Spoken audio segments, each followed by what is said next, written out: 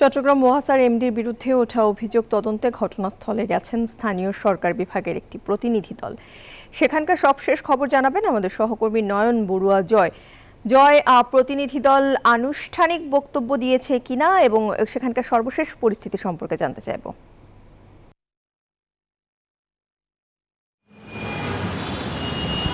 ধন্যবাদ প্রিয়ঙ্কা আপনাকে। এর আগের ঘন্টায় কিন্তু আমরা দেখানোর চেষ্টা করেছি প্রতিনিধি দল বলতে যে স্থানীয় সরকার মন্ত্রণালয়ের মহাপরিচালকের নেতৃত্বে 3 সদস্য বিশিষ্ট একটি প্রতিনিধি দল এসেছেন।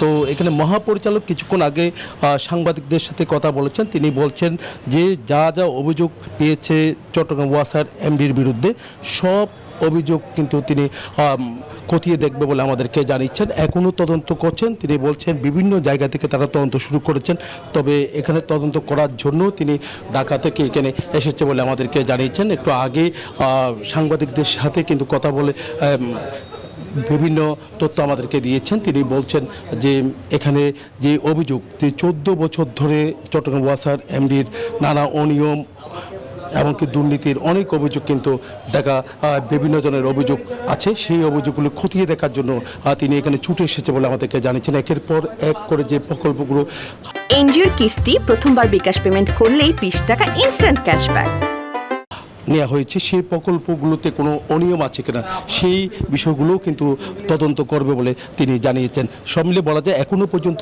তদন্ত চলছে। এই রুমে আমরা যে রুমটা আছে এই রুমে কিন্তু তদন্ত শুরু করেছেন। তারা বিভিন্ন কিছু যাচাই বাছাই করছেন, তবে এখন কিন্তু সেখানে কিন্তু প্রবেশ করা আমাদের সম্ভব হচ্ছে না, যেহেতু একটু আগে সাংবাদিকদের সাথে কথা বলেছেন তিনি। এই কারণে কিন্তু তিনি বলছেন যে এখানে যে অভিযোগ কিছুদিন আগে আমরা দেখেছি বিভিন্ন মানববন্ধন আমরা দেখেছি, ওয়াসার এমডির সাথে আমরা কথা বলেছি। তিনি বলছেন যে অনিয়ম দুর্নীতি যে অভিযোগগুলো আছে সব মিথ্যা এমনকি বানোয়াট এমন কথা আমাদেরকে জানিয়েছেন। তবে মহাপরিচালক যে তদন্ত করতে এসেছেন তিনি বলছেন সব অভিযোগ কিন্তু তদন্ত সাপেক্ষে বলা যাবে বলে আমাদেরকে জানিয়েছেন। এই ছিল আমার এখানকার সর্বশেষ। ফিরে যাচ্ছি স্টুডিওতে প্রিয়ঙ্কার কাছে। জয়, ধন্যবাদ আপনাকে।